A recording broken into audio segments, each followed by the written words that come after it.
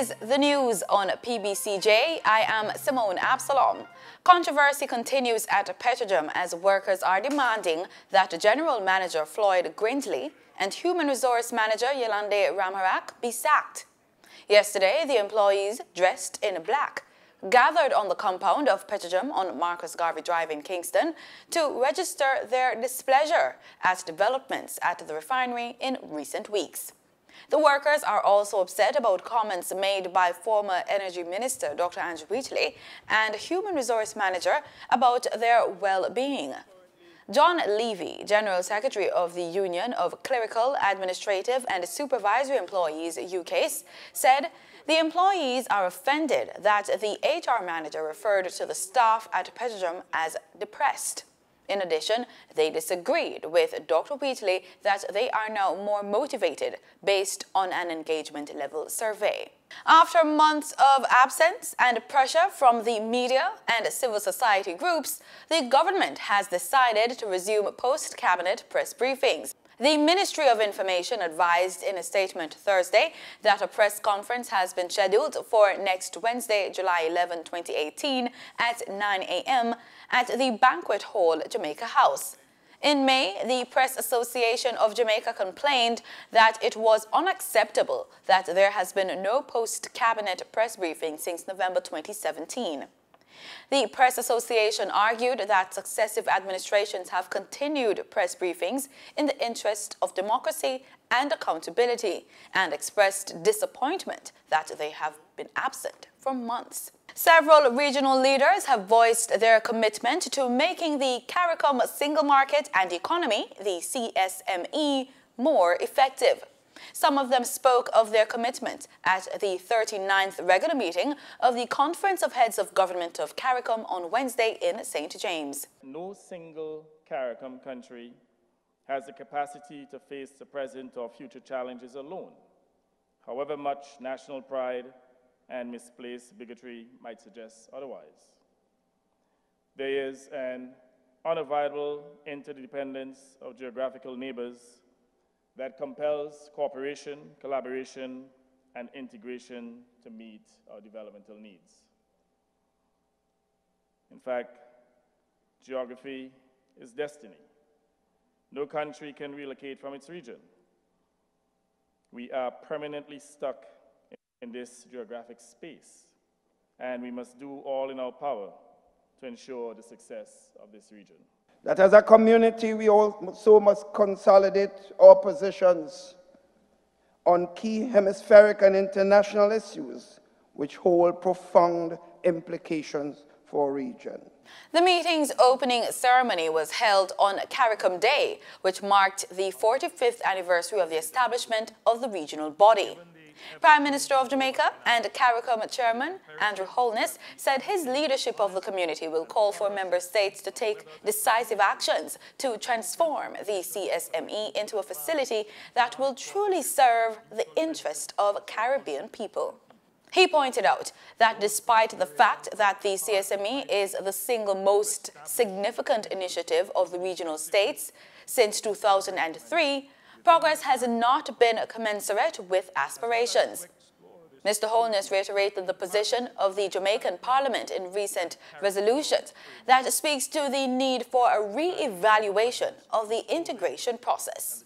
The Ministry of Culture, Gender, Entertainment and Sport has transferred a total of $12 million to the Administrator General as trustee to establish a Rastafarian Trust Fund. Portfolio Minister Olivia Grange made the disclosure during her contribution to the 2018-2019 sectoral debate in the House of Representatives on July 3. Since the Prime Minister's apology on behalf of the government of Jamaica last year in Parliament, we have built a positive working relationship with the Rastafari community.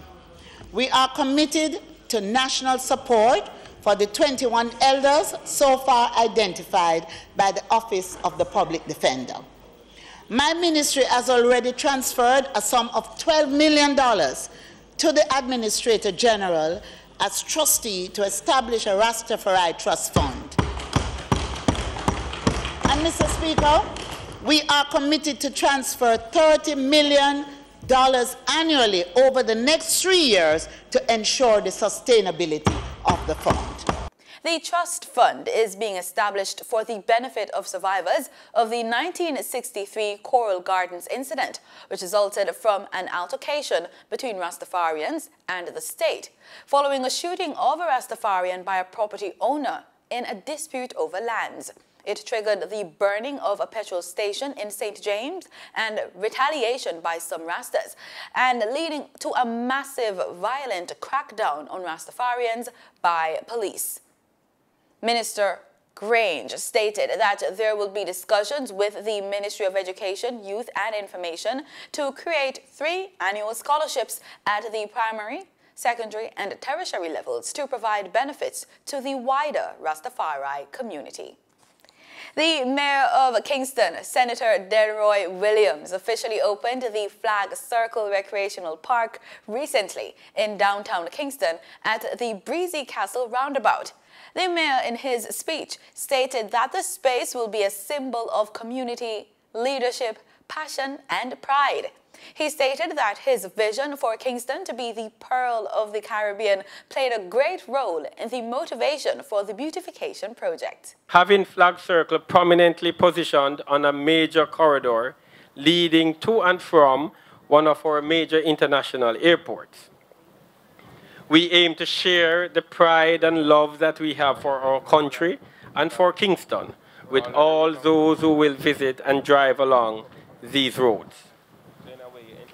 Coincidentally, the Ministry of Foreign Affairs and Foreign Trade new offices will be located just a stone throw from Flag Circle.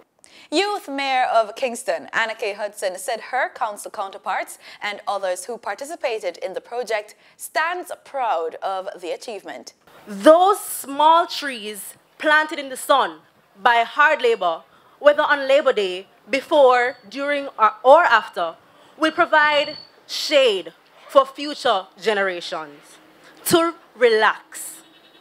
They also represent the Junior Council, and by extension, the youth of Kingston and St. Andrew, who by inclusion in local government, society and culture, and other aspects of Jamaica, will grow and blossom into big trees. The roundabout currently boasts the Welcome to Downtown Kingston signs, a 60-foot high Jamaica flag, and more. Williams said the surrounding businesses and communities played a major role in the realization of the project. He explained that the project is one of many developments that are being done by the Kingston and St. Andrew Municipal Corporation that will signal the rebirth of downtown Kingston.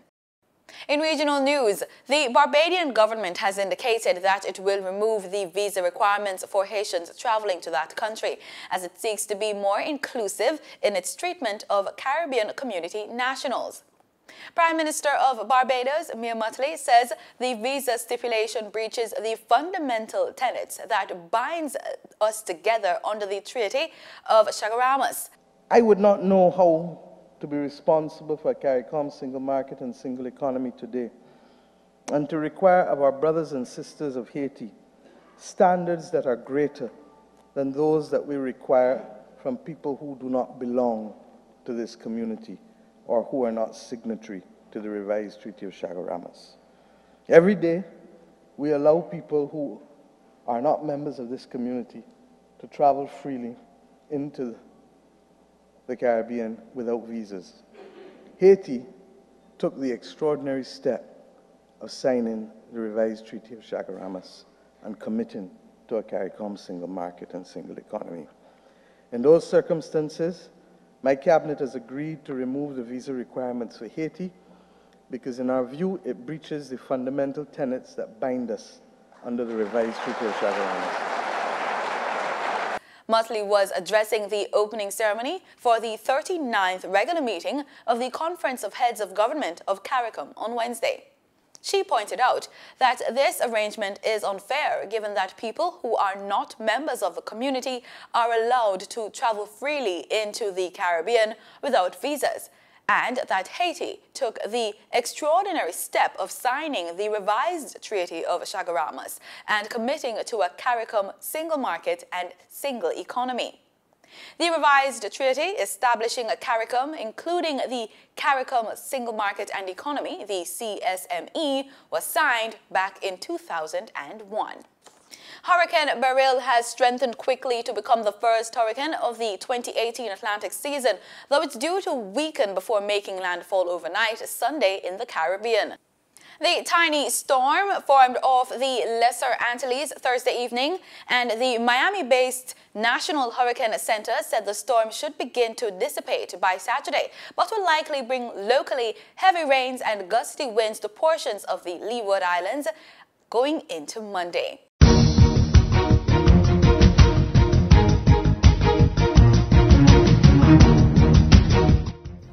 In sports, we bowl off with cricket as the West Indies hold a strong advantage in their first test match against Bangladesh on the way in Antigua. On Thursday, the regional team had the visitors on the ropes with 62 runs for a loss of 6 wickets, thanks to a devastating bowling spell from Shannon Gabriel. Here are the highlights. The first to go was Devon Smith, who has picked up his 50. Openers adding 113 for the first wicket. Abu Jaid happy to pick up his first on debut. And then we saw an excellent catch from Litton Das to send a power back to the pavilion. Bounce, turn, and very quick reaction. Brilliant from Litton Das. This was Kamrul Islam going through the defenses of Vishu and hitting on the top of the off stump, uprooting the off stump. Brathwaite then, after the resumption, found himself dispatched quickly. A good diving catch off the bowling of Shakib Al Hassan.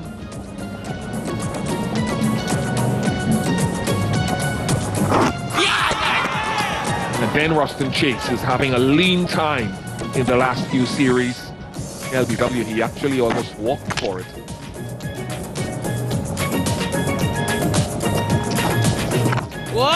Next man to go was Shane Dowrich. Umpires consulted and it went up to the television umpire to confirm it was off the boot and not off the ground as the umpires initially felt with their soft signal of not out. Mehdi Hassan was maintaining a really good line and length, and he forced the batsman just to come onto forward, just the bottom part of the handle and an easy catch to Litton Das. He was having a really good time with the ball, Mehdi, and this time Kamaru trying to play that and completely missing the line, and would have gone on to hit the stump.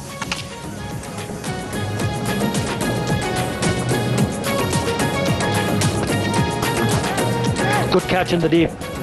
I hope trying to hit it out of the ground, finding Tamim Iqbal, who judged it quite nicely and took it very comfortably indeed. Third wicket of a slower delivery. You often don't see that from a seamer, especially in this format of the game, but it still pays good dividends. Well disguised slower delivery and an easy catch for the captain Shakib Al Hassan to finish things off. And that's it for the news. Thanks so much for making it PBCJ. I'm Simone Absalom. Have a pleasant weekend.